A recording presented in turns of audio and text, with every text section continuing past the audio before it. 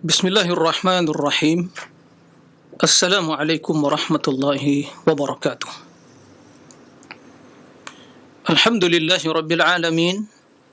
Wassalatu wassalamu ala ashrafil anbiya'i wal mursalin. Nabiyyina Muhammadin wa ala alihi wa sahbihi ajma'in wa man tabi'ahum bi ihsanin ila yaumiddin, amma ba'du. Ikhwatal iman, kaum muslimin dan muslimat, para pemirsa dan juga para pendengar di mana saja antum berada, semoga Allah Subhanahu wa taala senantiasa membimbing kita semua di atas jalan kebaikan, memberikan kemudahan serta pertolongan, serta menjaga kita semua demi kemudahan dan kelancaran kita di dalam menjalani hidup ini, dalam rangka mempersiapkan bekal yang terbaik menuju negeri akhirat. Allahumma amin. Ikhwatal iman, kaum muslimin dan muslimah rahimakumullah, mari kita senantiasa memuji dan memuja Allah Subhanahu wa taala dengan nama-nama yang terbaik dan sifat-sifat Allah yang mulia.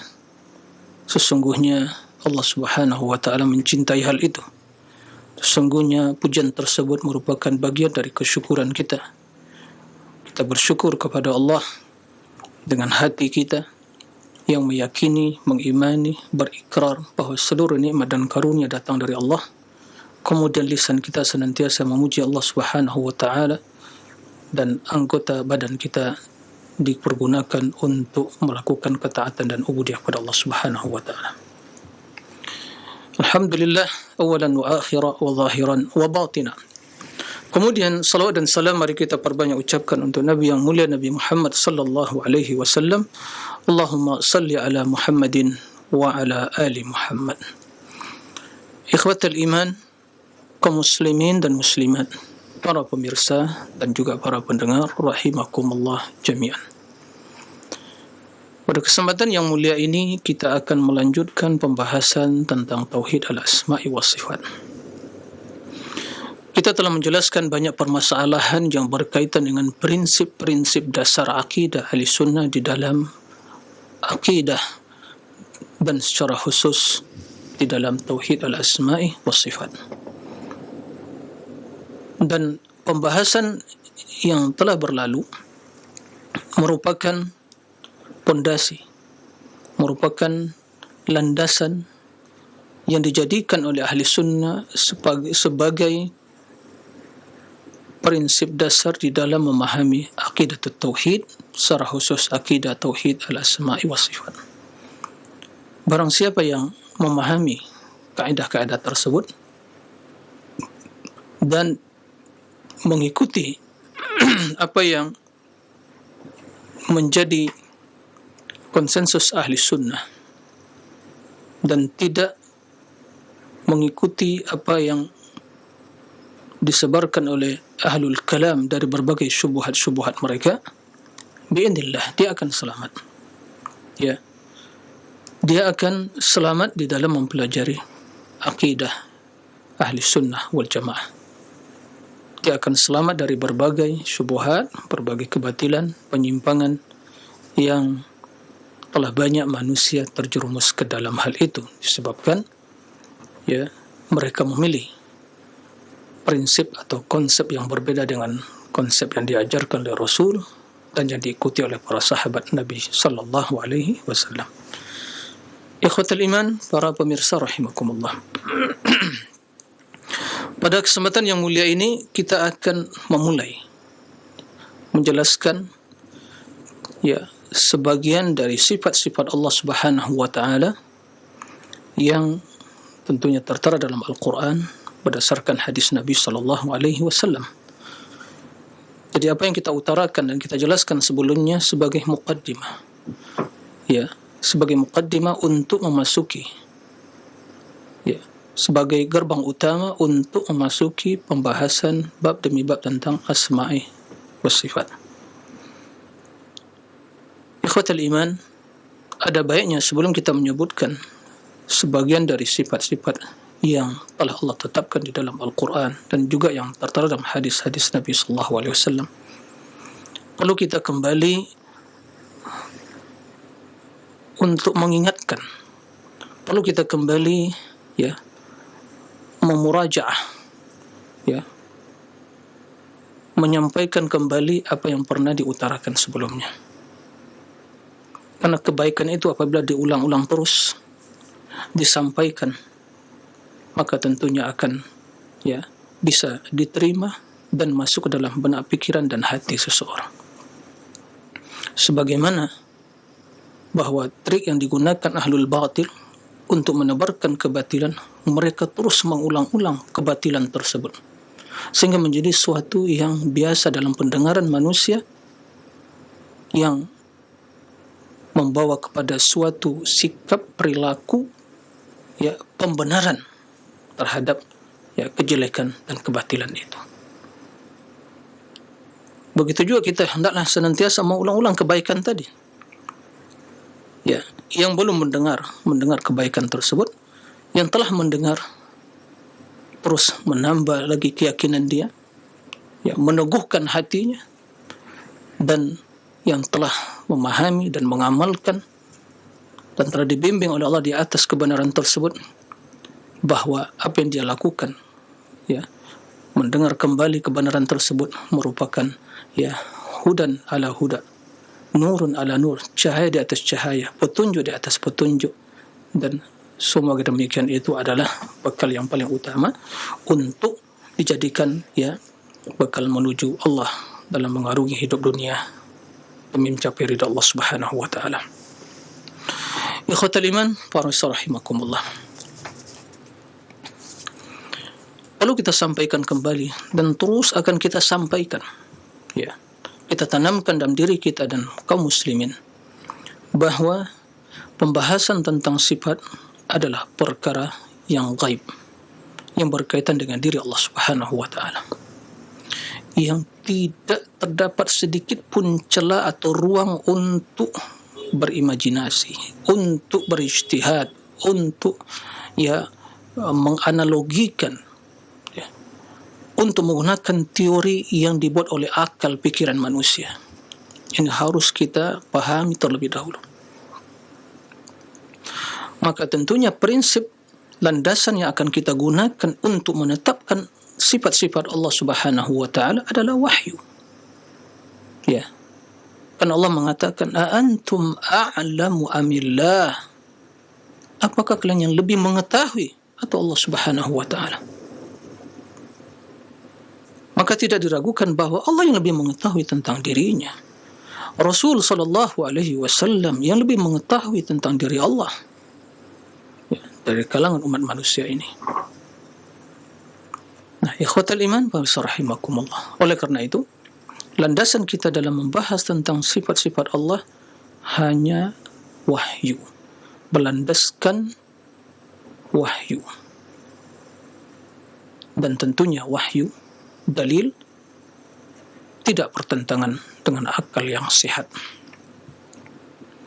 Tatkala ada yang menyatakan atau muncul pernyataan bahwa akal bertentangan dengan dalil, maka seyogyanya akal tersebut telah rusak. Pada hakikatnya akal tersebut tidak lagi digunakan sebagaimana fungsinya. Ikhwatul iman, para rahimakumullah. Maka akidah Ahlussunnah wal Jamaah dalam hal ini menetapkan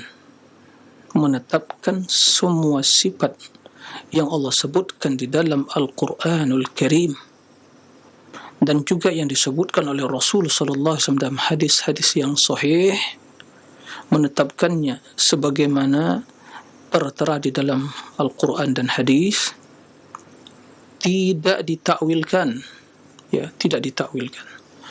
tidak diselewengkan maknanya, tidak diingkari, tidak diserupakan dengan sifat makhluk, dan tidak ditanyakan tentang hakikatnya.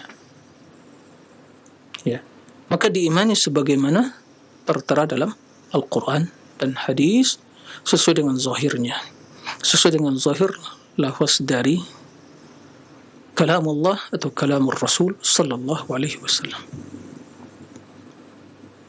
Nah, di dalam penetapan tersebut kita harus bersihkan otak pikiran kita dan hati kita dari berbagai bisikan syaitan yang akan menanamkan sebagian syubhat dalam pikiran kita atau hati kita, bahawa kalau ditetapkan nanti menyerupai makhluk, maka berarti penetapan tersebut akan membawa kepada tasybih, penyerupaan dengan makhluk. Maka jangan ditetapkan secara zahirnya, ditakwil. Ini bisikan-bisikan syaitan pada akal manusia. Maka kita katakan, Allah mengatakan dalam Al-Quranul Karim, laisa kamitslihi syai' wa huwas samiul basir. Tidak ada sesuatu pun yang serupa dengan Allah, dan Allah As-Sami' Al-Basir. Allah Maha mendengar dan Maha melihat. Ini prinsip yang selalu kita ulang-ulang, kita sampaikan kepada kaum muslimin, sehingga jangan sampai mereka menjadi menghakimi Allah dengan akal pikirannya, mengakal-akali, padahal Allah telah menjelaskan tentang dirinya. Tidak perlu dengan akal pikiran kita, tapi terimalah dengan akal yang sehat bahawa apa yang Allah sampaikan sesuai sebagaimana yang diinginkan oleh Allah, sesuai dengan zahirnya, dan itu yang wajib kita imani, dan kita sampaikan kepada anak didik kita, kepada keluarga kita, kaum muslimin, secara keseluruhan. Ikhwatal iman, para pemirsa rahimakumullah. Kemudian satu hal yang perlu juga kita pahami bersama, bahawa tatkala Allah Subhanahu wa ta'ala telah menjelaskan dalam Al-Quran dan Rasul telah menjelaskan dalam hadis-hadis yang sahih, maka sikap atau sifat yang tertanam dalam diri seorang muslim yang cinta kepada Allah dan Rasulnya, bahawa dia akan pasrah kepada perkataan Allah dan perkataan Rasulnya, bahawa dia meyakini itu suatu kebenaran, suatu kebenaran, kendati secara terperinci dia mungkin tidak memahami maknanya, tapi dia meyakini bahawa itu semua kebenaran. Maka dia memiliki sikap atau sifat yang ada pada dirinya, at-taslim atau al-istislam, pasrah dan berserah diri. Pasrah dan berserah diri. Dan ini yang membedakan ahli sunnah daripada ahli kalam, ahli bidah yang lainnya. Mereka begitu membaca Al-Quran, begitu membaca hadis, mendapatkan ayat-ayat tentang sifat-sifat Allah, yang terbesit dalam benak pikiran mereka, yang pertama sekali, kalau kita tetapkan nanti menyerupai makhluk, berarti harus ditakwil. Ini bisikan syaitan. Ini syubhat yang dimasukkan syaitan kepada akal pikiran manusia, kepada hati mereka. Apa yang terjadi? Mereka mentakwil, sehingga mereka nyatakan atau tidak, sikap dan perilaku mereka itu adalah sikap yang menunjukkan apa? Al-i'rad, berpaling dari firman Allah, dan juga mereka yang berusaha mengakal-akali perkara yang gaib, atau mungkin bisa diistilahkan mereka yang berusaha mengadili, menghakimi. Allah mengatakan demikian, dia tidak enggak. Ini kalau ditetapkan secara zahir nanti menyerupai sifat makhluk, subhanallah. Ikhwatal iman, rahimakumullah. Kemudian sebelum kita menjelaskan sebagian dari sifat Allah Subhanahu wa ta'ala, bahwa secara teori, secara keilmuan, kendati sebelum munculnya ahlul kalam, orang-orang yang mentakwil sifat-sifat Allah atau yang berbicara tentang teologi, tentang ketuhanan, tentang masalah keimanan, belum muncul istilah-istilah tersebut. Tapi begitu muncul istilah-istilah di dalam pembagian sifat, maka ahli sunnah wal jamaah tentunya berusaha meluruskan dan menjelaskan pembagian yang benar di dalam sifat-sifat Allah Subhanahu wa ta'ala. Maka sebelumnya pernah kita jelaskan bahawa sifat Allah Subhanahu wa ta'ala yang ditetapkan dalam Al-Quran dan hadis, ada yang berkaitan dengan zat Allah, yang berkaitan dengan zat Allah, yang menyertai zat Allah, yang ada pada zat Allah Subhanahu wa ta'ala, yang tidak pernah terpisah dari zat Allah karena bagian dari zat. Ya. Ada yang dinamakan dengan sifat fi'liyah, sifat yang berkaitan dengan iradatullah, masyiatuh. Jadi Allah yang melakukan sesuai dengan kehendaknya. Nah, pada kesempatan kali ini kita akan memulai dengan menjelaskan sebagian sifat fi'liyah. Ya, sifat fi'liyah, sifat yang berkaitan dengan perbuatan Allah, artinya yang berkaitan dengan masyiah. Bila Allah menghendaki, dia akan melakukan. Nah, dalam kajian pembahasan tentang sifat-sifat Allah Subhanahu wa ta'ala ini, kita akan memulai dengan pembahasan sifat al-istiwa. Ya, sifat al-istiwa. Al-istiwa yang kalau kita lihat terjemahan "Tsumma stawa 'alal 'arsy" di dalam terjemahan Al-Quran Kain Departemen Agama, itu kita akan mendapatkan redaksinya, terjemahannya yang bersemayam, bersemayam di atas arsy. Ya, bersemayam di atas istiwa 'alal 'arsy. Kendati saya ingin menyampaikan terjemahan istiwa dengan bersemayam tidak mewakili makna secara sempurna tentang istiwa tersebut. Tapi sebagai pendekatan agar sebagian memahami bahwa semayam itu berarti tinggi, bersemayam di atas arsy. Tapi itulah mungkin terjemahan yang mendekati, Tapi bila dikatakan apakah hanya sekedar semayam bersemayam, maknanya tentu tidak mewakili seluruh makna istiwa dalam bahasa Arab. Makna istiwa yang dipahami oleh orang Arab. Baik, ikhwatal iman, rahimakumullah. Sifat al-istiwa, yang menunjukkan kepada sifat ketinggian Allah Subhanahu wa ta'ala. Dan ini merupakan salah satu dari sifat fi'liyah. Apa arti dari sifat fi'liyah? Maksudnya sifat yang berkaitan dengan masyiatullah, kehendak Allah Subhanahu wa ta'ala, perbuatan Allah Subhanahu wa ta'ala. Karena sebelum Allah menciptakan langit dan bumi, sebelum Allah menciptakan langit dan bumi, Allah belum beristiwa. Kendati sifat Allah secara dzatiyah, secara zat Allah adalah maha tinggi. Diulangi, sebelum Allah menciptakan langit dan bumi, Allah belum beristiwa di atas arsy. Kendati sifat ketinggian merupakan sifat zat Allah. Jadi Allah maha tinggi secara zatnya, al-azali, tinggi. Zat Allah maha tinggi. Tapi ketinggian Allah, Allah memilih tinggi di atas arsy itu setelah penciptaan langit dan bumi. Begitu nas Al-Quran Al-Karim.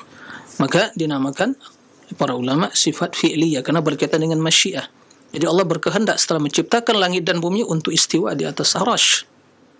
Yang sebelumnya Allah Subhanahu wa ta'ala maha tinggi tapi belum beristiwa di atas arsy. Nah, karena arsy makhluk yang pertama Allah ciptakan dan yang paling tinggi. Karena arsyuhu 'alal ma'. Baik. Dan sifat istiwa ini merupakan sifat kesempurnaan bagi Allah yang menunjukkan akan ketinggian zat Allah Subhanahu wa ta'ala. Karena begitu makna istiwa, menunjukkan pada sifat ketinggian Allah, bahwa Allah Subhanahu wa ta'ala maha tinggi di atas arsy, dan arsy makhluk yang paling tinggi, maka tidak ada yang lebih tinggi dari Allah Subhanahu wa ta'ala.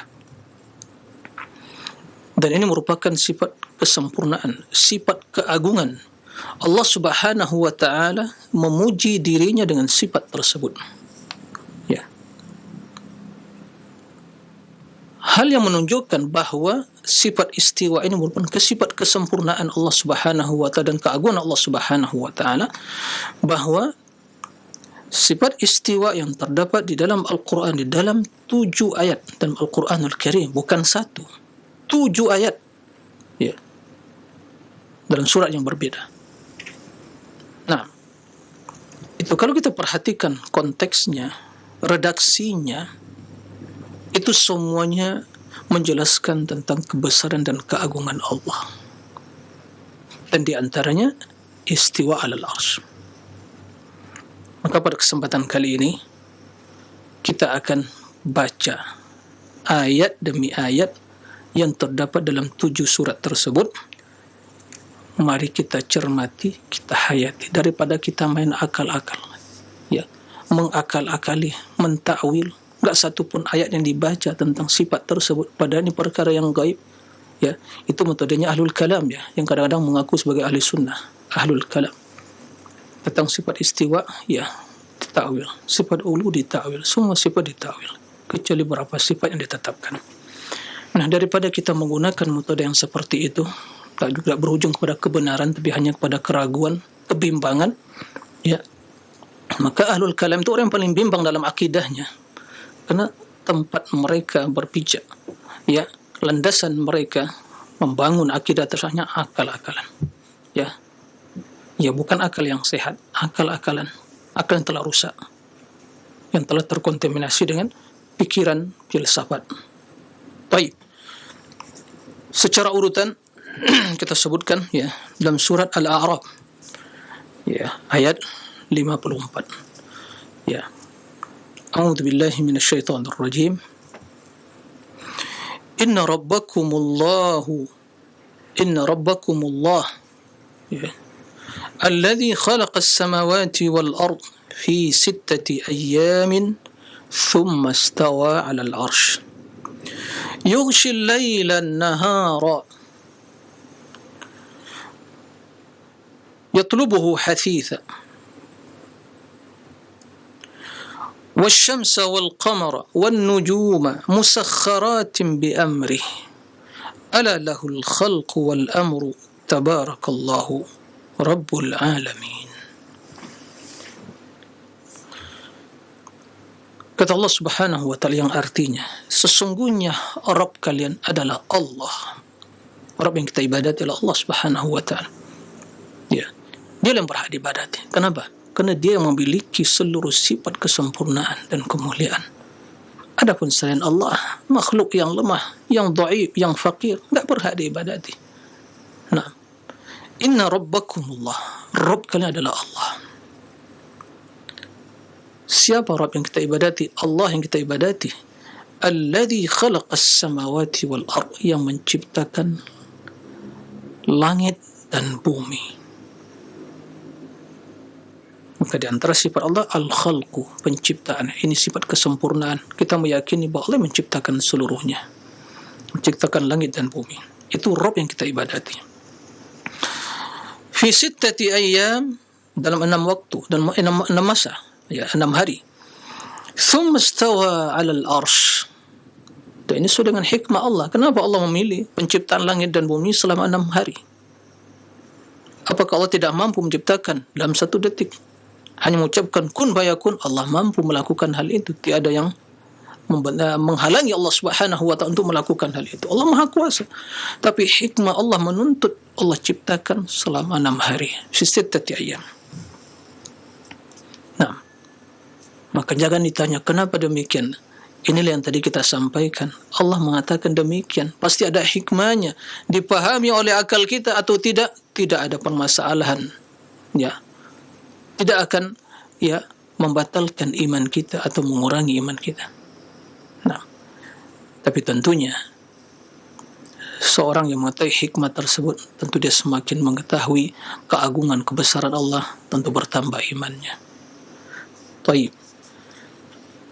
Kemudian setelah itu, setelah ciptakan langit dan bumi selama 6 hari, thumma istawa 'alal 'arsy, kemudian Allah istawa 'alal 'arsy. Ini kita katakan tadi, sebelum menciptakan langit dan bumi, Allah belum istiwa 'alal 'arsy. Ini kita yakini. Kendati arsy telah ada sebelumnya di atas air, wa 'arsyu 'alal ma', dan arsy adalah ciptaan Allah yang paling pertama. Awwalu ma khalaqallahu al-'arsy, yang paling besar, yang paling mulia. Naam. Baik. Kemudian istawa 'alal arsy, thumma, ya. Berarti berurutan, thumma, ya, bukan dalam waktu yang sama. Thumma, setelah, ya. Kemudian istawa 'alal arsy. Istawa 'alal arsy. Ya. Ma makna istawa 'alal arsy?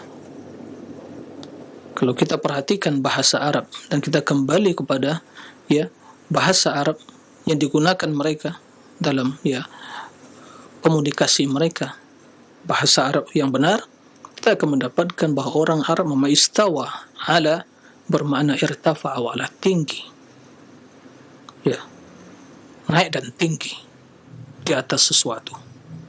Nah, berada di atas sesuatu. Istawa 'alal arsy. Karena arsy makhluk yang paling tinggi, maka Allah memilih dengan kehendaknya untuk istawa 'alal arsy. Kendati Allah Subhanahu wa ta'ala dengan zatnya yang maha mulia telah tinggi sebelumnya. Harus kita pahami, ya. Ya, jangan mengira, ya, atau mungkin sebagian syubhat dikatakan Allah itu, ya, enggak ada tempat, kata mereka. Kemudian saya memilih tempat. Nah, ini pembahasan tentu panjang, ya. Masalah istilah tempat dan yang lain. Apa maksud tempat? Apakah tempat yang dipahami oleh manusia di makhluk ini? Atau tempat dalam artian, ya, arah yang tinggi di luar alam ini, yang tidak diliputi oleh sesuatu, nah, yang tidak ada di alam ini. Kalau itu dimaksud, ya, Allah maha tinggi di atas tempat itu. Yughshil laila an-nahar. Allah tutupi lail an-nahar, ya, malam menutupi siang. Dan begitu sebaliknya, silih berganti. Siapa yang melakukan hal itu? Yang mampu melakukan hal itu. Siang digantikan dengan malam, sehingga siang hari tertutup dengan malam. Begitu terbenam matahari. Yatlubu hathitha. Siang dan malam saling, ya, saling, berurutan, saling membuntuti. Tapi tidak pernah akan, ya, terjadi yang namanya bentrokan, ya. Sebab kalau tidak ada lagi siang, hanya malam saja atau malam tidak siang, ini telah sebagai pertanda, ya, dekatnya kiamat. Tapi Allah yang menjadikan itu silih berganti, ya. Datang malam, pergi siang.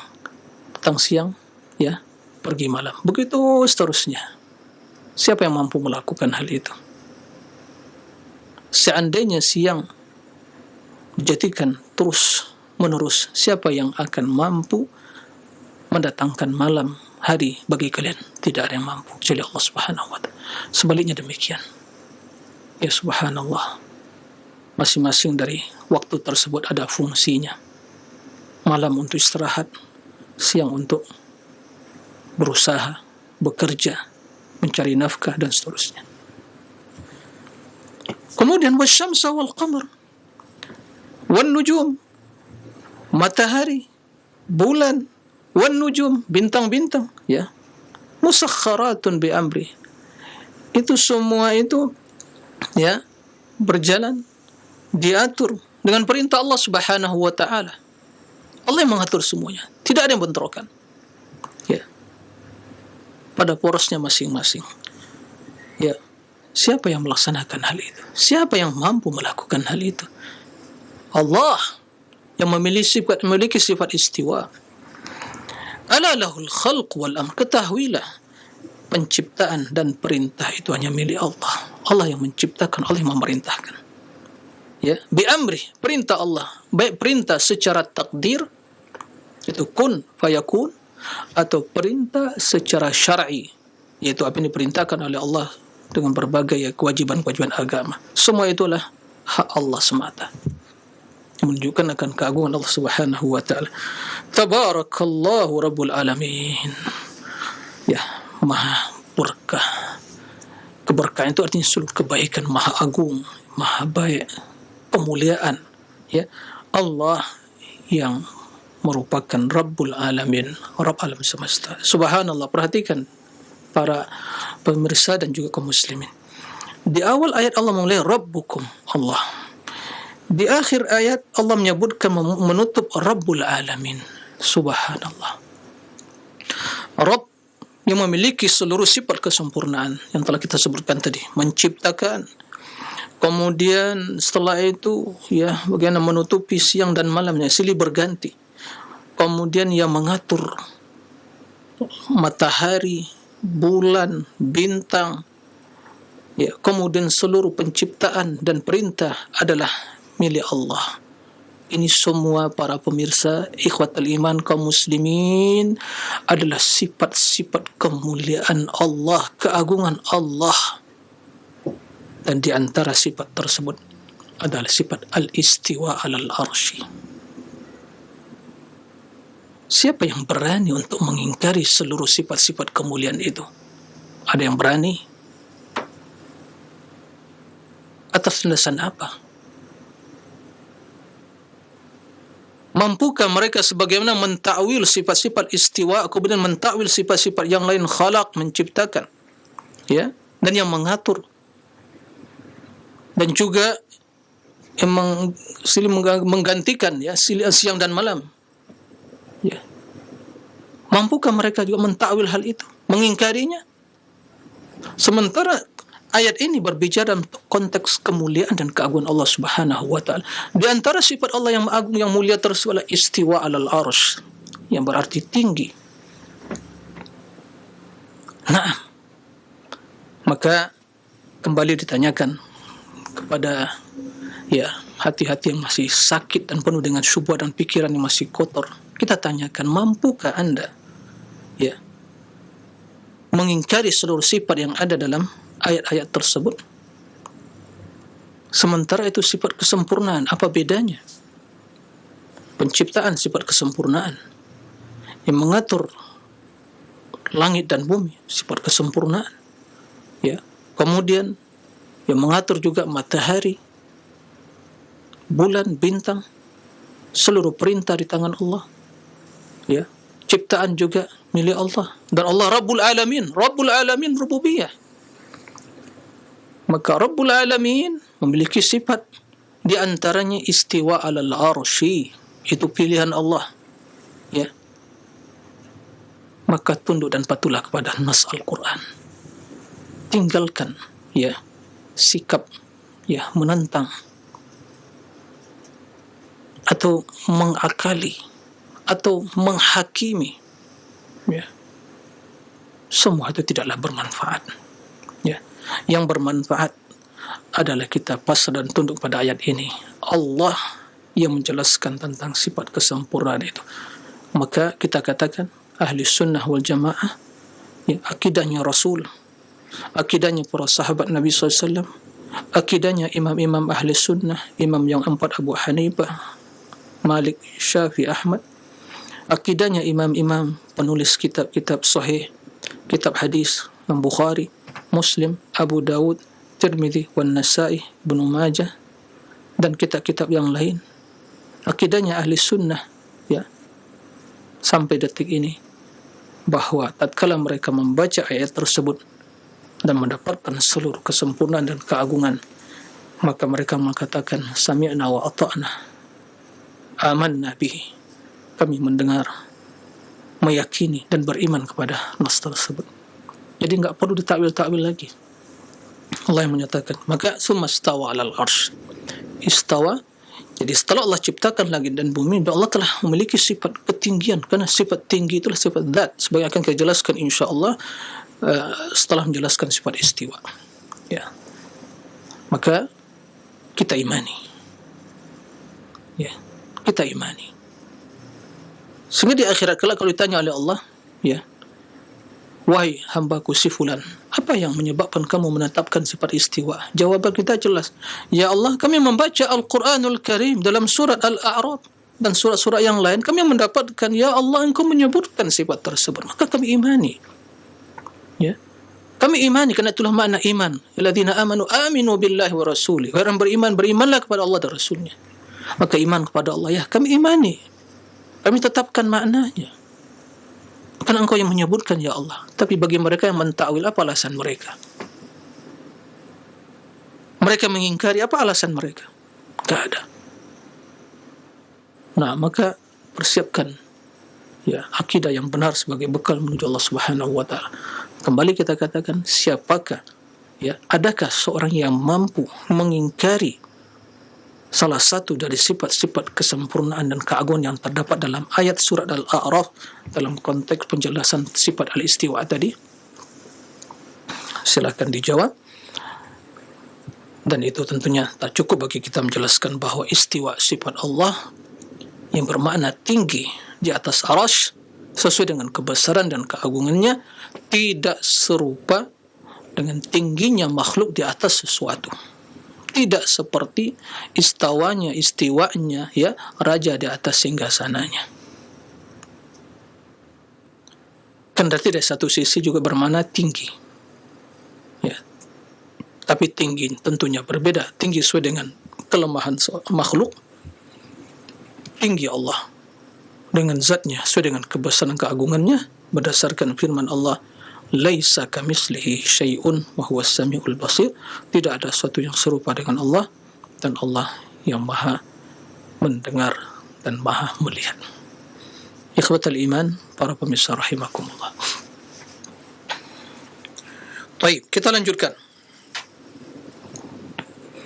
Ayat yang kedua dalam surat Yunus, ya, ayat 3 sampai 6. Kita akan baca ayat tersebut.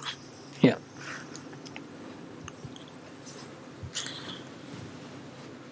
Lihat dan perhatikan, ya, hampir bahkan semua kandungan dari ayat-ayat yang menjelaskan tentang sifat istiwa semua berbicara tentang kesempurnaan keagungan Allah. Ya. Menjelaskan siapa Rabb yang kita ibadati. Dalam surah Yunus, ya, Allah Subhanahu wa taala berfirman, inna rabbakumullahu alladhi khalaqas samawati wal ard fi 6 ayyamin. Perhatikan sama redaksinya. Surah Al-A'raf tadi sama, inna rabbakumullahu alladhi khalaqas samawati wal ard fi 6 ayyam. Dalam surah Yunus ini, inna rabbakumullahu alladhi khalaqas samawati wal ard fi 6 ayyam. Sama. Yang menunjukkan bahawa Al-Quran la kalamullah, tidak ada pertentangan, ya. Thumma istawa 'alal arsy. Surah Al-A'raf juga thumma istawa 'alal arsy, ya. Baru setelah itu ada redaksi yang berbeda dari ayat yang pertama, tapi menunjukkan kandungan yang sama. Ya, sesungguhnya Rabb kalian adalah Allah yang menciptakan langit dan bumi selama 6 hari. Kemudian istawa 'alal arsy. Kemudian dia memilih istawa 'alal arsy, ya, tinggi di atas arasy. Dan Allah Subhanahu wa taala yang tinggi di atas arasy tersebut, ya, yudabbirul amr, mengatur urusan, ya, urusan semua makhluknya. Yudabbirul amr, Allah yang mengatur. Ini juga merupakan sifat kesempurnaan keagungan Allah Subhanahu wa taala. Ma min syafi'in illa min ba'di idnih. Tidak seorang pun yang bisa memberikan syafaat kecuali setelah izinnya, dan Allah tidak mengizinkan kecuali kepada ahli tauhid, ya, orang yang bertauhid, orang yang diridhai perkataan dan perbuatannya. Allah tidak ridha kecuali bagi ahli tauhid. Nah, ma min syafi'in illa min ba'di idnih. Tidak ada yang bisa memberikan syafaat kecuali setelah izin Allah. Allah izinkan. Adapun penghuni kubur, orang yang mati, para wali yang telah mati, tidak diizinkan, ya, apalagi, ya, orang-orang, dan Allah tidak memberikan syafaat kecuali orang-orang yang bertauhid. Maka minta syafaat kepada Allah. Wala tanfa'u syafa'atu illa min ba'di idn. Nah, yudabbirul amr, ma min syafi'in illa min ba'di idnih. Dzalikumullah rabbukum, itulah Rabb kalian. Rabb yang menciptakan langit dan bumi selama 6 hari. Kemudian dia beristiwa di atas arasy, mengatur alam semesta ini, mengatur segala urusan. Dan Allah yang hanya memberikan syafaat, pemilik syafaat. Semua hal itu sifat kesempurnaan keagungan. Dialah Allah Rabb yang berhak untuk diibadati, yang maha tinggi. Ya.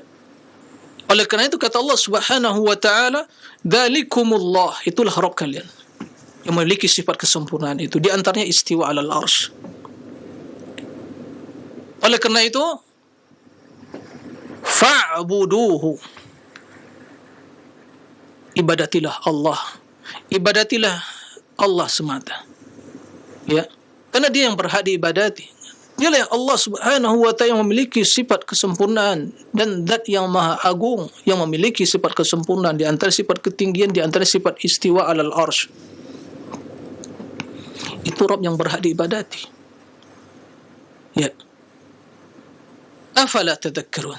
Tidakkah kalian ingat? Tidakkah kalian mengambil pelajaran? Tidakkah kalian mengetahui? Ya.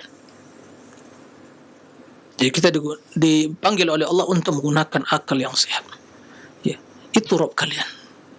Ini juga kritikan dan bantahan kepada ahlu syirik, orang-orang yang berbuat kesyirikan, yang mengibadati patung berhala, sembahan selain Allah, yang mereka tidak bisa menciptakan langit dan bumi, yang mereka tidak memiliki sifat kesempurnaan keagungan, yang mereka tidak bisa mengatur urusan alam ini, dan mereka tidak memiliki sifat sama sekali. Kenapa mereka diibadati? Ya subhanallah, kemana akal mereka? Tapi Allah Rabb yang menciptakan semua hal itu, yang mengatur, memiliki sifat yang berhak diibadati, memiliki seluruh kesempurnaan dan keagungan. Fa'budu, ibadatilah Allah Subhanahu wa ta'ala. Itu yang berhak diibadati. Apalah tadhakkarun? Tidakkah kalian ingat? Tidakkah kalian menggunakan akal yang sehat, mengambil pelajaran? Ya. Allah lanjutkan. Ya. Sifat-sifat kesempurnaan yang terkandung dalam ayat surah Yunus ini dari 3 sampai 6. Semua hal itu menunjukkan akan keagungan kebesaran Allah. Ilaihi marji'ukum jami'an, kepada Allah lah kalian akan dikembalikan seluruhnya. Naam. Semua kita akan kembali kepada Allah. Akan diadili oleh Allah, akan ditanya oleh Allah. Wa'adallahi haq, janji Allah yang benar. Suatu kepastian, keputusan Allah yang maha benar, tidak akan berubah. Innahu yabda'ul khalqa thumma yu'iduh. Sesungguhnya dialah yang memulai penciptaan, ini juga termasuk sifat kesempurnaan Allah. Thumma yu'iduh, kemudian akan dikembalikan. Diciptakan asal muasal kita di tanah, kemudian terjadi berkembang biak manusia dengan pernikahan dari setetes mani, air yang hina, dari hasil pernikahan yang sah, kemudian dikembalikan. Begitu meninggal manusia, dikembalikan ke tanah, asal muasal mereka dari tanah. Kemudian akan dikembalikan, yaitu akan dibangkitkan. Summa yu'iduh, dibangkitkan pada hari kiamat. Liyajziyal ladzina amanu wa 'amilus salihati bil qist. Agar Allah memberikan balasan kepada orang-orang yang beriman dan beramal saleh bil qist, dengan keadilan. Tidak ada kezaliman pada hari itu. Barang siapa yang beramal saleh akan melihat, akan mendapatkan balasannya. Walladzina kafaru lahum syarabun min hamimin wa 'adabun alim bima kanu yakfurun. Orang-orang kafir, bagi mereka syarab, minuman min hamim, dari besi panas yang ada di neraka, wa adzabun alim, dan azab yang sangat pedih. Bima kanu yakfurun, sebagai balasan terhadap kekufuran mereka. Mari kita lanjutkan. Huwa alladhi ja'ala asy-syamsa diya'an wal qamara nuran wa qaddarahu manazila lita'lamu 'adada as-sinina wal hisab. Ma khalaqa Allahu dzalika illa bil haqq. Yufassilu al-ayat liqaumin ya'lamun. إن في اختلاف الليل والنهار وما خلق الله في السماوات والأرض لآيات لقوم يتقون. Surah Yunus ayat 3-6.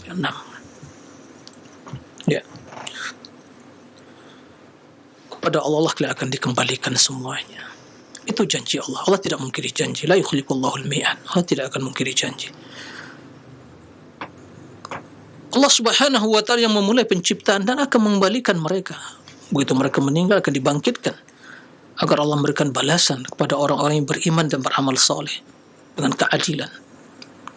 Dan orang-orang kafir bagi mereka azab di neraka Jahannam, minuman dari besi panas, tembaga panas. Ya. Dan azab yang sangat pedih disebabkan kekufuran mereka. Dialah Allah Subhanahu wa ta'ala yang menjadikan matahari bercahaya. Coba kalau matahari tidak memiliki cahaya, adakah yang bisa menerangi bumi ini? Allah yang menjadikan hal itu. Ya. Kemudian wal qamara nuran, dan juga bulan di malam hari ya bersinar. Cahaya bulan, sinar matahari, ya diyaan. Kemudian wa qaddarahu manazil, Allah tentukan manazilnya, posisinya masing-masing. Matahari, bulan, galaksi-galaksi tersebut, sehingga tidak ada yang bentrokan. Ya. Bila bertabrakan, ya terjadi kiamat. Semua berjalan pada porosnya. Manazil, ya. Bulan mulai sabit, membesar jadi purnama, kemudian mengecil jadi sabit lagi, terus bergantian. Ya, bulan demi bulan. Semua hal itu kata Allah, lita'lamu adad as-sinin wal hisab, agar kalian mengetahui jumlah ya hitungan apa? Adad as-sinin, tahun, wal hisab, dan hitungan kalian. Dan pergantian ya bulan sabit, kemudian kembali sabit lagi, sebelum jadi purnama, kembali mengecil jadi sabit. Ya. Hari demi hari, terbit matahari, kemudian tenggelam. Ya, habis sehari, perputaran hari demi hari, malam begitu juga. Semua hal itu agar kita bisa ya menghitung tahun dalam perjalanan hidup, dan juga hisab, hitungan dalam banyak hal, sehingga dikaitkan ibadah dengan pergantian hari-hari demi hari tersebut, waktu demi waktu. Siapa yang mengatur itu semua? Siapa yang mengatur itu semua? Allah Subhanahu wa ta'ala. Ya. Inna fi ikhtilafil lail. Kemudian na'am, ma khalaqallahu dzalika illa bil haqq. Semua hal itu tidaklah Allah ciptakan kecuali dengan kebenaran, al-haq. Nah, ma khalaqnahum illa bil haqq. Ya. Tidak ada yang sia-sia menciptakan Allah Subhanahu wa ta'ala. Semua dengan kebenaran. Ya. Allah jelaskan ayat-ayat tanda-tanda kebesarannya itu kepada siapa? Liqaumi ya'lamun, bagi orang yang ingin mengetahui, orang yang menggunakan akal sehat dan memahami kebesaran itu. Itu Rabb yang kita ibadati. Itu Rabb yang menjelaskan tentang sifatnya. Di antara sifatnya istawa 'alal arsy, tinggi di atas arsy. Kemudian Allah lanjutkan lagi ayat tanda-tanda kebesaran, keagungan Allah Subhanahu wa ta'ala. Inna fi ikhtilafil laili wan nahar wa ma khalaqallahu fis samawati wal ard la ayatin liqaumin yattaqun. Sesungguhnya pergantian ya malam dan siang, dan apa yang Allah ciptakan di langit dan di bumi. Allah ciptakan langit dan bumi. Kemudian Allah ciptakan isi langit dan bumi. Semua hal itu terdapat di dalamnya tanda-tanda kebesaran Allah bagi orang-orang yang bertakwa. Para pemirsa rahimakumullah, kaum muslimin, semoga Allah memberikan hidayah kepada kita semua. Kembali pertanyaan kita sampaikan di sini. Dari awal ayat yang ketiga sampai ke-6 tadi, semua berbicara tentang kebesaran keagungan Allah. Semua berbicara tentang kemuliaan dan kesempurnaan Allah. Menjelaskan tentang sifat-sifat keagungan kemuliaan Allah. Di antara sifat tersebut istawa 'alal arsy. Ya. Istawa 'alal arsy, ini sifat kemuliaan, sifat keagungan bagi Allah yang wajib kita tetapkan. Sebagaimana kita menetapkan bahawa sifat Allah adalah sebagai Rabb. Sifat Allah yang menciptakan langit dan bumi selama 6 hari. Sifat Allah Subhanahu yang mengatur alam semesta ini. Ya. Bahawa dengan sifat Allah Subhanahu wa ta'ala yang akan mengembalikan manusia, yang memulai penciptaan Allah, yang akan menghisap manusia, yang akan mengadili manusia, yang akan memberikan balasan kepada manusia sesuai dengan amalan mereka masing-masing. Allah menjadikan matahari bersinar dan bulan bercahaya. Allah menentukan posisi masing-masing dari galaksi-galaksi tersebut. Tidak ada yang bertabrakan. Allah Subhanahu wa ta'ala yang mengatur siang dan malam silih berganti. Allah menciptakan apa yang ada di langit dan di bumi. Semua hal itu sifat Allah Subhanahu wa ta'ala. Perbuatan Allah Subhanahu wa ta'ala. Di antara perbuatan Allah lah istawa alal arsy. Setelah begitu jelas Allah menjelaskan, ya, begitu nyata Allah menerangkan di dalam Al-Quran, menjelaskan ayat-ayat tentang kebesarannya. Lalu di antaranya sifat istiwa. Adakah yang berani masih mengingkari dan mentakwil sifat-sifat tersebut dengan berbagai syubhat dan alasan? Subhanallah, kita tidak mengetahui lagi bagaimana mereka menyikapi firman-firman Allah, bagaimana syubhat yang telah masuk ke dalam pikiran dan benak pikiran mereka dan hati mereka, yang telah merubah sikap, perilaku, cara berpikir, ya, yang telah mengikis sifat istislam, pasrah dan berserah kepada Allah dalam hal-hal yang seperti ini. Ikhwatal iman, pemirsa rahimakumullah.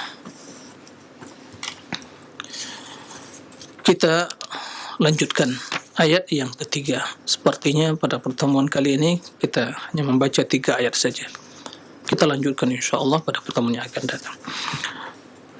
Dalam ayat surat, ya, Ar-Ra'd, ya, di sini juga kita akan menjelaskan surat Ar-Ra'd, ya, guru. Tadi surat Yunus, yang pertama surat Al-A'raf. Ini surat Ar-Ra'd ayat 2-4. Mari kita simak, kita renungi dan kita perhatikan. Ya. A'udzu billahi minasyaitonir rajim. Allahul ladzi rafa'a as-samawati bighairi 'amadin tarawnaha thumma istawa 'alal 'arsy wa sakhkhara asy-syamsa wal qamara kullun yajri li ajalin musamma yudabbirul amr yufassilul ayati la'allakum biliqa'i rabbikum tuqinun wa huwa alladhi madda al-ard wa ja'ala fiha rawasi wa anhara wa min kulli ath-thamarati ja'ala fiha zawjayn ithnayn yughshi al-layla an-nahara inna fi dhalika laayatin liqaumin yatafakkarun. وفي الأرض قطع متجاورات وجنات من أعناب وزرع ونخيل صنوان وغير صنوان يسقى بماء واحد ونفضل بعضها على بعض في الأكل إن في ذلك لآيات لقوم يعقلون. Ya subhanallah. Kalau kita memahami bahasa dengan benar, tidak perlu disyarah lagi, jelas. Ya, tidak perlu diterjemahkan lagi. Hati-hati orang-orang yang beriman. Begitu membaca tentang kebesaran Allah, hati akan bergemetar, merinding bulu mereka. Ya. Allah menjelaskan tentang kebesaran dan keagungannya. Nah, mari kita renungi dan kita hayati. Ya, tentu dengan menyebutkan, ya, terjemahannya. Mudah-mudahan sedikit mewakili apa yang dimaksud oleh Allah. Ya. Allahul ladzi rafa'a as-samawati wal ardh bighairi 'amadin tarawna. Allah yang meninggikan, mengangkat langit-langit tersebut, ya. Kenapa langit-langit? Ya, memang 7 tingkat. Allah yang mengangkat, meninggikan. Bighairi 'amadin tarawnaha. Tanpa tiang, dan kalian saksikan itu. Berapa tingginya? Allahu a'lam. Dari bumi ini ke langit berapa jaraknya? Allahu a'lam. Dan begitu berat. Karena penduduk langit lebih banyak dari penduduk bumi. Para malaikat yang tidak tahu jumlahnya kecuali Allah Subhanahu wa taala. Ditinggikan oleh Allah ya tanpa tiang. Sampai saat ini tidak ada manusia yang bisa membuat bangunan yang mencakar langit tanpa tiang, enggak ada itu. Ya. Tidak ada.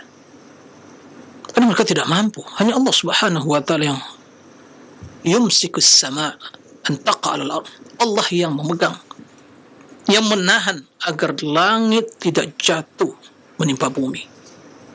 Allah angkat setinggi-tingginya, rafa', ya, kemudian tanpa tiang.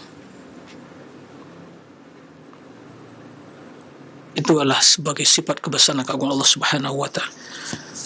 Ya, thumma istawa 'alal 'arsy. Berarti setelah diciptakan langit tersebut sesuai dengan ayat-ayat yang telah kita bacakan tadi, ya, kemudian istawa 'alal 'arsy, thumma istawa 'alal 'arsy. Ya. Makanya para ulama rahimakumullah, tatkala membaca sifat istiwa, ya, kita mendapatkan ahlul kalam yang ingin mentakwil itu hanya menyebutkan potongan ayat summa stawa 'alal 'arsy, tidak membaca ayat sebelumnya dan sesudahnya. Kemudian ditakwil sifat tersebut sesuai dengan akal mereka masing-masing, pikirannya, dengan berbagai syubhat yang terkadang tidak masuk akal. Makanya tidak masuk akal syubhat yang seperti itu. Coba dibaca ayatnya secara keseluruhan. Allah telah berbicara atau sedang berbicara tentang keagungan kebesarannya. Ya. Pencipta langit dan bumi. Tentang keagungan Allah, pengaturan alam dan seterusnya. Ya. Wasakhkhara asy-syamsa wal qamar. Allah atur itu. Matahari dan bulan. Ayat sebelum surah Yunus Allah berikan matahari bersinar dan bulan bercahaya. Kemudian mereka Allah Subhanahu wa tentukan ya posisi masing-masing. Itu semua berjalan pada porosnya. Ya. Berjalan pada porosnya. Kullun yajri li ajalin musamma, semua itu berjalan sesuai batas waktu yang ditentukan. Ya. Siang malam, siang berganti malam, malam berganti siang. Begitu seterusnya. Bulan sabit, purnama, ya, kemudian sabit lagi, terus berganti ya. Yudabbirul amr, Allah yang mengatur segala urusan tersebut.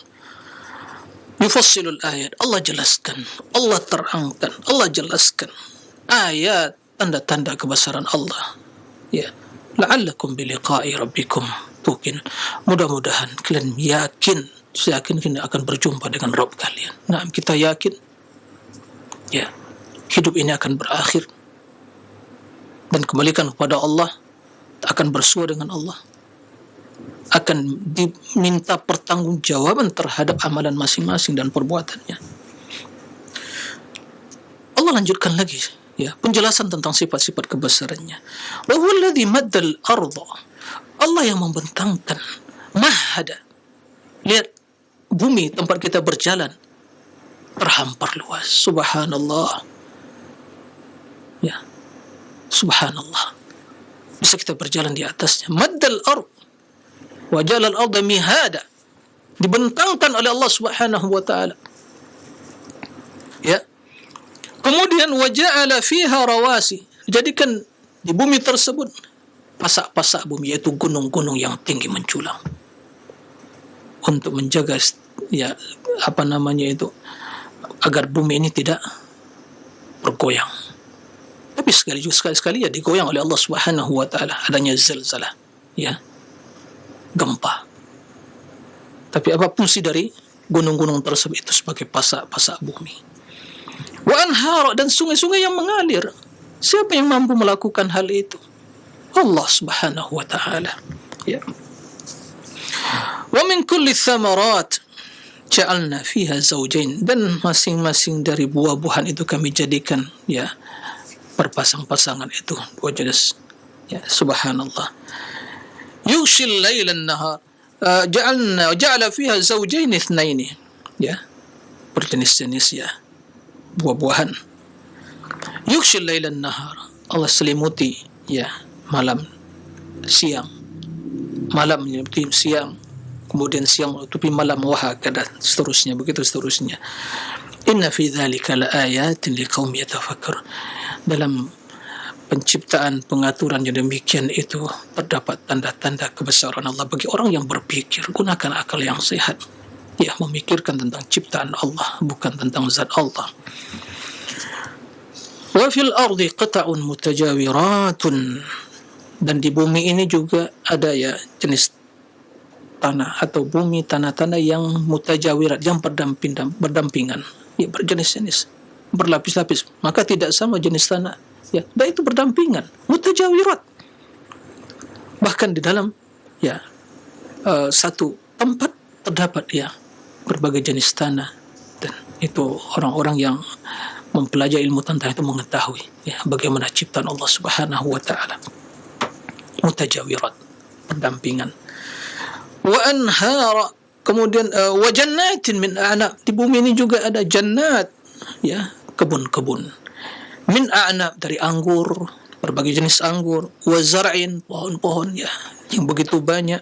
Wa nakhil, pohon kurma. Sinwanun wa ghairu sinwan, yang memiliki cabang, yang tidak bercabang. Maka kita dapatkan ada pohon kurma yang memiliki cabang, ada yang tidak. Subhanallah. Ya. Semua itu siapa yang menciptakan? Allah Subhanahu wa taala. Yusqa bima'in wahid, ya, diairi dengan air yang sama. Airnya sama. Akan tapi rasa buah, rasa dari buah tersebut berbeda-beda. Sama. Kebunnya sama. Diairi dengan air yang sama. Ya. Cara pengelolaannya sama, perawatannya sama. Tapi kenapa rasa buahnya berbeda? Kenapa? Kaum muslimin, tidakkah pernah kita memikirkan hal itu? Wih, kok manis ini? Ya. Ada yang namanya kurmanya sama, di kebun yang sama, tapi berbeda-beda jenis buahnya. Begitu kita mendapatkan berbagai pohon jenis yang sama, tapi kok buahnya ini manis? Ini kecut, dan seterusnya. Subhanallah, siapa yang menjadikan hal itu semua ada rasa yang berbeda? Allah menyebutkan, Allah yang menjadikan hal itu. Ya, yusqa bima'in wahid wa nufaddilu ba'daha ala ba'd, dan kami lebihkan ya sebagian di atas yang lain rasanya. Maka kita mendapatkan ada yang manis, ada yang kecut, ada yang subhanallah. Padahal sama. Bahkan mungkin pohon yang sama, tapi rasa sebagian buah berbeda. Ini sebagai bukti kebenaran firman Allah bahwa Allah yang menciptakan, itu Allah yang mengatur. Ya. Inna fi dzalika laayatin liqaumi ya'qilun. Yang demikian itu terdapat ya tanda-tanda kebesaran Allah bagi orang yang berakal. Gunakan akal yang sehat. Berpikirlah. Apa yang dipikirkan? Ciptaan alam semesta. Semakin kita memikirkan, mengkaji, ya, memperhatikan, mencermati, semakin yakin bahwa alam ini ada yang mengatur, ada yang menciptakan. Itu Allah Rabbul Alamin yang memiliki seluruh sifat-sifat kesempurnaan. Di antara sifat kesempurnaan itu istawa alal arsy. Istawa alal arsy. Ya. Anehnya sikap sebagian mereka yang ya tidak mendapatkan hidayah dalam memahami akidah yang benar. Kalau ditanya, adakah yang mengingkari bahwa Allah ada selain Allah, atau bahwa rafa'as samawat bighairi madin, bahwa mengangkat langit itu tidak hakiki, itu hanya majazi, tidak sesungguhnya? Adakah yang bisa mengatakan ya Allah yang menjadikan di bumi ini, membentangkan bumi itu tidak hakiki, atau menjadikan dia sebagai pasak bumi itu gunung-gunung yang tinggi, itu bukan hakiki, ya, hanya majazi, khayalan belaka?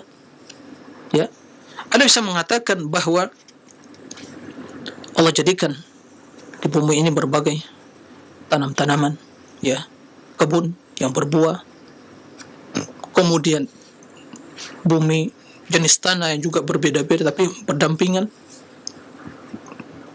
kemudian juga kurma yang ada yang bercabang dan tidak bercabang, kemudian ada buah-buahan yang tidak sama rasanya. Apakah semua makna itu tidak hakiki? Tidak ada bisa menjawab, ya, itu hakiki. Lah, kalau itu semuanya hakikatnya benar, sebagaimana Allah jelaskan Maka sama halnya bahwa istawa juga Allah menjelaskan, itulah hakikatnya lah tinggi di atas arsy. Kenapa masih juga menggunakan akal, ya, mengakal-akali untuk mentakwil? Kalau begitu ditakwilkan semua sifat-sifat yang keagungan terdapat di dalam ayat tersebut. Oleh karena itu kata Allah, apalah ta'qilun, tidaklah menggunakan akal yang sehat. Jadi intinya Pak Besar rahimakumullah, ini semua berbicara tentang keagungan Allah. Di antara sifat keagungan tersebut adalah sifat istiwa alal arsy. Maka imani itu sebagaimana Allah menetapkan untuk dirinya itu sebagai keagungan dan kemuliaan. Jangan ditakwil-takwil, jangan diingkari jika ingin kita selamat. Nah, mudah-mudahan ya apa yang disampaikan tadi menambah iman kita, menambah keyakinan kita bahwa bila kita mengikuti Al-Quran dan hadis di dalam masalah akidah, kita akan selamat bahkan dalam seluruh urusan agama ini. Mudah-mudahan Allah berikan keistiqomahan kepada hati kita dan menanamkan dalam diri kita sifat pasrah dan tunduk dan berserah diri kepada ayat-ayat Al-Quran dan hadis-hadis Nabi sallallahu alaihi wasallam. Allahumma amin. Demikian yang bisa dijelaskan pada kesempatan kali ini. InsyaAllah kita lanjutkan ayat yang keempat, kelima dan keenam, ketujuh pada kesempatan yang akan datang. Demikian, wallahu a'lam wa sallallahu wasallam bina Muhammadin wa alihi wa sahbihi wasallim walhamdulillahi rabbil alamin. Naam. Baik, Ustaz, barakallahu fikum wa jazakallahu khairan. Terima kasih atas bimbingan serta pelajaran yang bermanfaat yang telah disampaikan di pertemuan kita di kesempatan kali ini. Semoga menjadi tambahan ilmu untuk kita semuanya. Selanjutnya kami berikan kesempatan dan pertanyaan pertama kami bacakan dari pesan singkat dari Ibu Suratilah di Wonosobo yang bertanya, Assalamualaikum warahmatullahi wabarakatuh Ustaz. Anak saya terkecil umurnya 9 tahun dan banyak sekali bertanya. Pertanyaannya seperti ini, Ibu, seberapa besar Allah itu? Jawabannya apa yang paling tepat dan mudah dimengerti untuk anak seusianya Ustaz? Syukron jazakallahu khairan. Silakan Ustaz. Nah, baik. Subhanallah ya, pertanyaan yang seperti itu muncul dari anak yang berumur 9 tahun. Ya, dari satu sisi yang mungkin bisa diapresiasi bahwa anak ingin tahu, ya, ingin tahu Rabbnya. Ya. Tapi karena ini perkara yang gaib, ya, tanyakan saja kepada anak, ya, adik, ya, atau sayang, melihat matahari, ya, oh iya melihat matahari. Seberapa besar matahari? Baik, dia akan berpikir, iya ya, berapa ukurannya? Baik, ya, mungkin ya matahari terlampau jauh ya. Adik tinggal di mana? Hidup di mana? Di permukaan bumi. Baik. Sebesar apa bumi ini, Dek? Sebesar apa bumi ini, sayang? Oke. Insya Allah mereka bisa mencerna. Ya, sebesar apa ya? Aduh, nggak tahu, Mi. Nggak tahu, Bi. Nggak tahu, Ustaz. Ya. Baik. Satu lagi.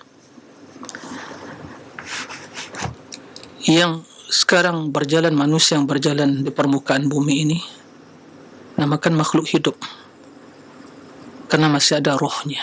Rohnya ada di jasad mereka. Adik bisa berjalan? Bisa. Bisa makan? Bisa. Masih hidup? Ya, masih hidup.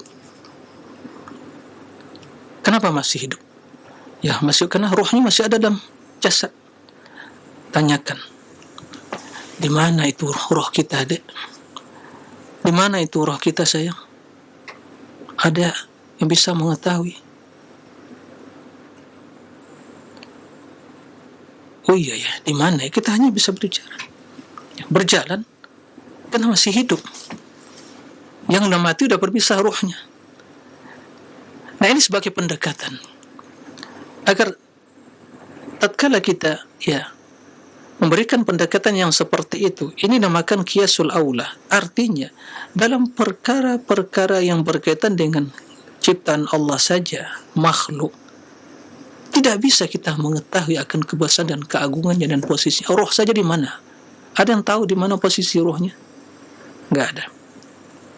Baik. Ada yang tahu urusan besarnya bumi ini? Enggak ada.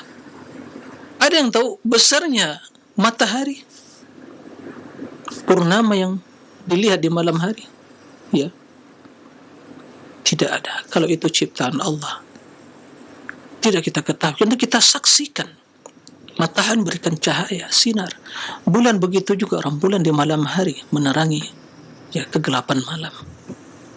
Bumi tempat kita beraktivitas, berjalan, tidak kita ketahui besarnya. Makanya jawabannya Allahu a'lam, sayang. Yang penting, adik solat kan? Iya, solat. Apa yang dibaca? Allahu Akbar. Ya, itu jawabannya.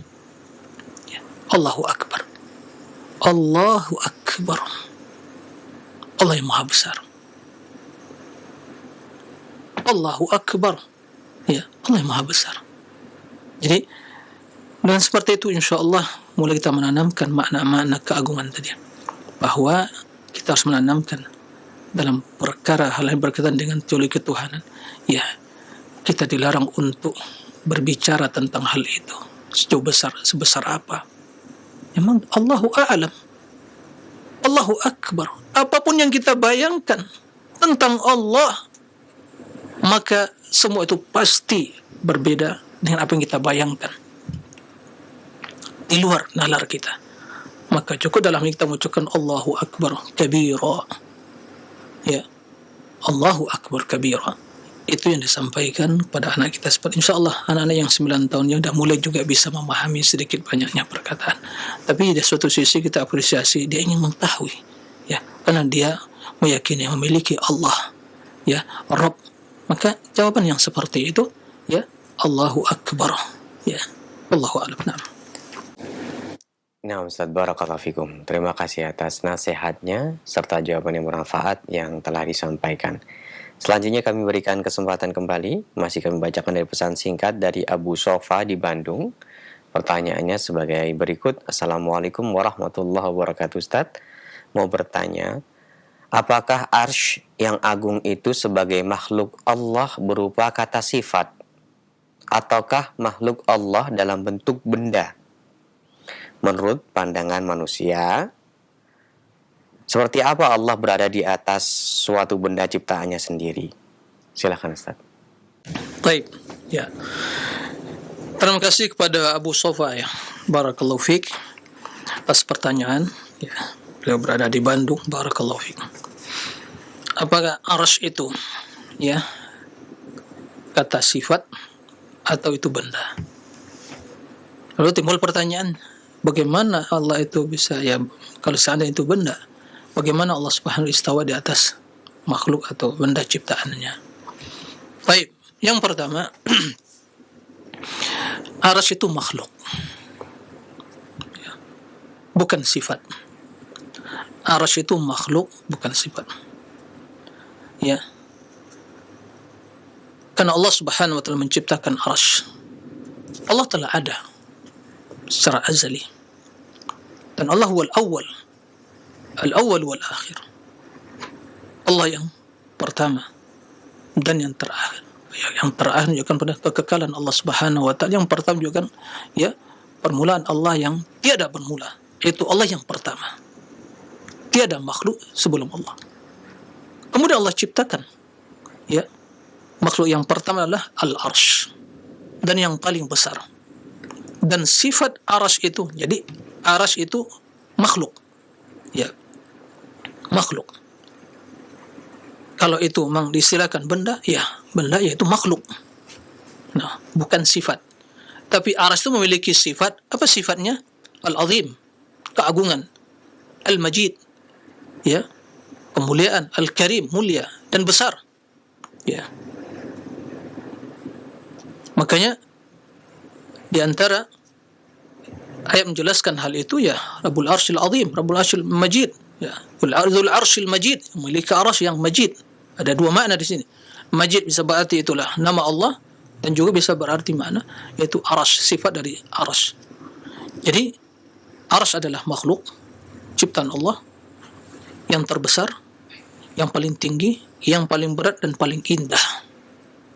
Nih, itu sifatnya makhluk.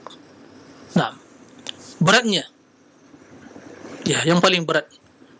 Makanya di antara dalam zikir dia ucapkan menunjukkan beratnya arsy tersebut, ya, dalam tasbih subhanallah wa bihamdi, subhanallah wa bihamdi, adada khalqi wa ridha nafsi wa zinata arsy wa midada kalimati. Di antara zikir yang juga, ya, kalimat mesti perbanyak ucapkan pagi hari dan petang hari. Subhanallah wa bihamdi, adada khalqi, tasbih sebanyak jumlah makhluknya. Subhanallah wa bihamdi, ya, maha suci Allah bihamdi dengan segala pujiannya. Adada khalqi, sejumlah makhluknya.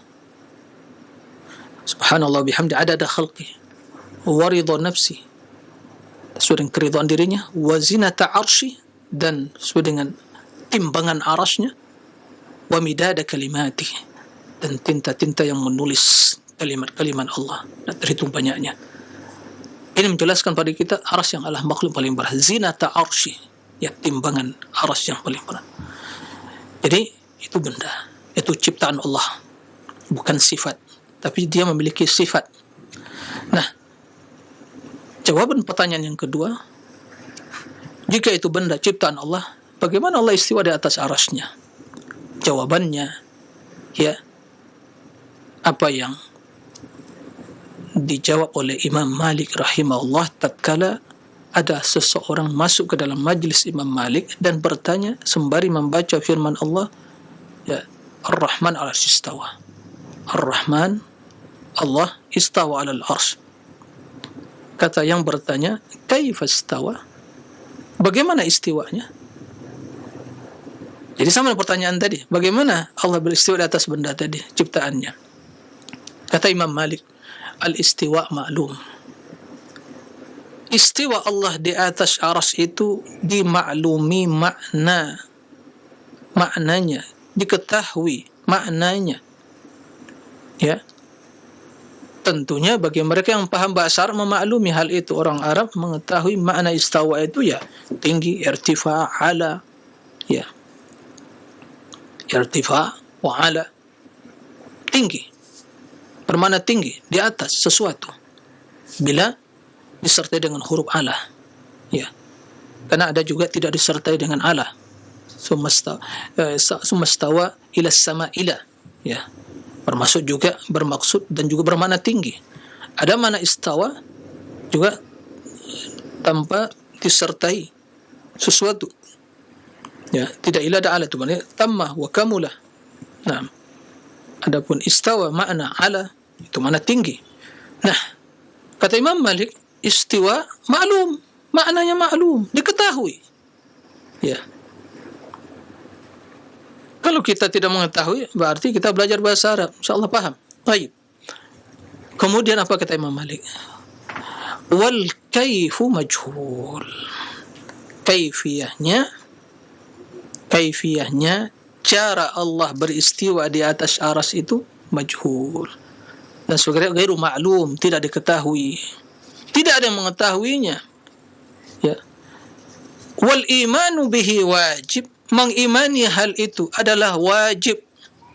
Itu bagian dari iman kepada Allah. Ya. Dan menanyakan tentang hal itu adalah pertanyaan yang bid'ah. Maka tidak pernah sahabat menanyakan hal itu. Maka Abu Sobah barakallahu fiik, pertanyaan seperti itu, ya, tidak boleh ditanyakan. Ya.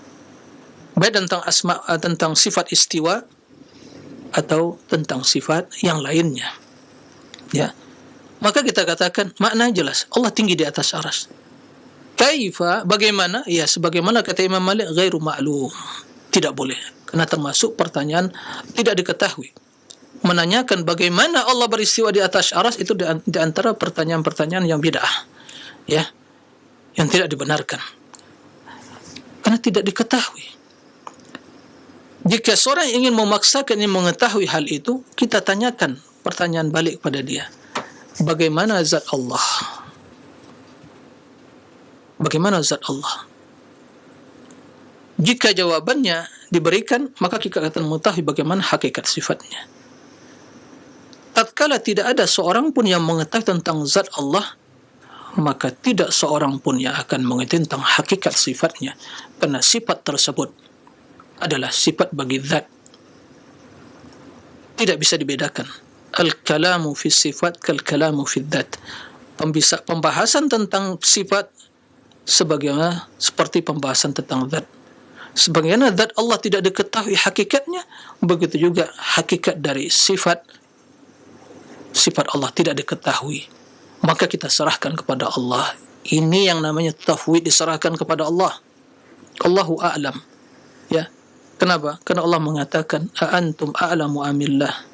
Apa kalian lebih mengetahui atau daripada Allah Subhanahu wa taala? Wala yuhituna bihi ilma. Ilmu mereka tidak akan bisa meliputi. Mereka tidak akan bisa meliputi Allah dari sisi ilmu mereka. Tidak akan mungkin. Ya. Dan kita dilarang berbicara tentang Allah tanpa ilmu. Wala taqfu ma laysa laka bihi ilm. Jangan bicara tentang sesuatu yang tidak kamu memiliki ilmunya. Innas sam'a wal basar wal fuada kullu ulaika kana an mas'ula. Innas sam', pendengaran, al-basar, penglihatan, al-fuad, dan hati dan akal pikiran kita akan minta. Semua itu dipertanggungjawabkan oleh Allah Subhanahu wa taala, ditanya. Nah, dan di antara perkara yang diharamkan oleh Allah yang digandengkan larangan dengan berbuat syirik adalah wa an taqulu 'ala Allahi ma la ta'lamun, mengatakan sesuatu tentang Allah yang tidak kamu ketahui. Maka kita katakan Allahu a'lam. Kita serahkan bagaimana Allah beristiwa, kita serahkan. Tapi kita imani bahwa Allah istiwa tinggi di atas arsy. Tidak serupa dengan makhluk, sebagaimana firman Allah, "Laisa kamitslihi syai' wa huwas samiul basir." Bahwa tidak sesuatu pun yang serupa dengan Allah, dan Allah Maha Sami', Maha mendengar, wal basir, dan Maha melihat. Wallahu a'lam. Nah, Ustaz, barakallahu fikum wa jazakallahu khairan. Terima kasih atas jawabannya. Berikut kami bacakan dari pesan singkat dari saudara Putra di Cilengsi yang bertanya, Ustadz, apakah termasuk tidak sabar kalau kita mengajak da'i-da'i yang menolak sifat Allah atau yang menyimpang akidahnya, kita ajak mereka untuk bermubahalah? Karena saat da'i Ahlussunnah menjelaskan dengan ilmiah, kadang-kadang ada yang malah menuduh bahwa kitab yang dijadikan rujukan sudah dipalsukan Salafi dan tuduhan-tuduhan lainnya. Lalu bagaimana sikap yang tepat, Ustadz? Jazakumullahu khairan. Silakan. Ya, subhanallah, ya, itu adalah sunnatullah.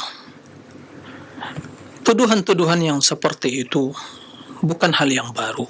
Jangan kaget dengan hal yang seperti itu. Ya, Rasul yang membacakan Al-Quranul Karim kepada orang-orang Arab, ahli al-fasahah wal balaghah, ya, memahami. Mereka mengatakan Muhammad ini sahir, majnun, gila ini. Itu hal biasa, tuduhan seperti itu. Ya, tugas kita menyampaikan al-haq dan tidak pernah bosan, harus sabar menghadapi hal itu. Itu adalah sunnatullah. Ada yang sesat, ada yang mendapatkan hidayah, dan teruslah ahli hidayah, orang yang mendapatkan petunjuk tersebut, berjuang menjelaskan kebenaran. Tugas dia menjelaskan, menyampaikan seperti kita sekarang ini. Ya, kita sampaikan. Yang mau menerima tafadhal, yang tidak menerima, ya, la yalumu illa nafsa. Enggak ada paksa, tapi kita jelaskan akidah yang benar sesuai dengan Al-Qur'an, ya, dengan hadis. Ini tugas kita. Harus sabar, ya. Sampai kapan? Ya, sampai kita diwafatkan di atas sunnah ini. Sampai Allah katakan wala tamutunna illa wa antum muslimun. Sampai janganlah kalian meninggal dalam keadaan Islam, berserah pasrah kepada Allah, ya. Kita imani apa yang terdapat Al-Quran, kita imani apa yang terdapat hadis, kita tetapkan sifat bagi Allah, kita serukan kepada umat manusia, kita sampaikan, kita ajak mereka. Ini Al-Quran, ya, kita jelaskan. Subhat-subhat kita bantah.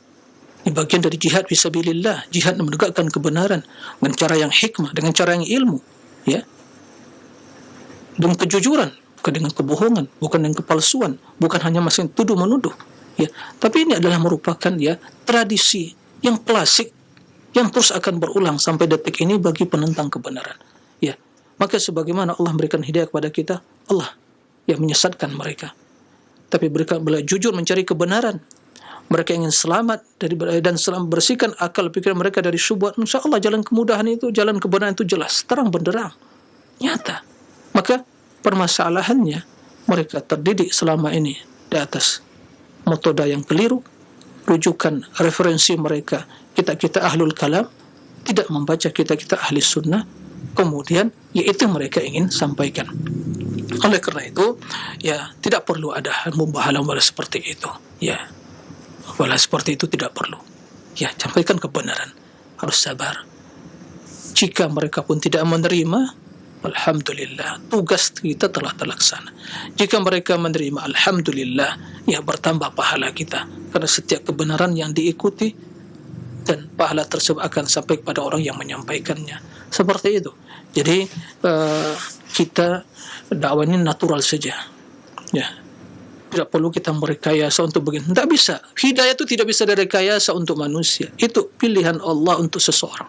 Yang bisa kita lakukan, memperbaiki redaksi bahasa kita, cara kita, ya, retorika kita, uslub kita menyampaikan dengan cara yang baik, lemah lembut, dengan dalil yang benar, penjelasan yang gamblang bisa dipahami, kemudian ya serahkan kepada manusia, dia memilih apa.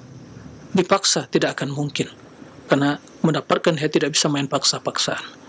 Tapi memohonlah semoga Allah, daripada mengajak mereka mubahalah, memohonlah semoga Allah memberikan hidayah kepada mereka. Ya, dan juga sebelum itu semua hendaklah seorang selalu memohon kepada hidayah, petunjuk, ya, dan selalu memperbanyak doa yang diucapkan Nabi di waktu istiftah, doa istiftah dalam solat malamnya. Allahumma rabba Jibril wa Mikail wa Israfil fatir as-samawati wal ard alim al-ghaibi wash-shahada anta tahkumu baina ibadika fima kanu yakhtalifun ihdini lima ikhtalafa fihi min al-haqqi bi'idnik innaka tahdi man tasha' ila siratal mustaqim. Nah, itu yang kita lakukan, jadi bersabarlah. Nah, demikian wallahu alam wa sallallahu wa nabiyana Muhammadin wa alihi wa sahbihi wa sallim wa akhiru da'wana alhamdulillahi alamin subhanakallahumma wa bihamdik asyhadu an la ilaha illa anta astaghfiruka wa atubu ilaik. Wassalamu alaikum warahmatullahi wabarakatuh.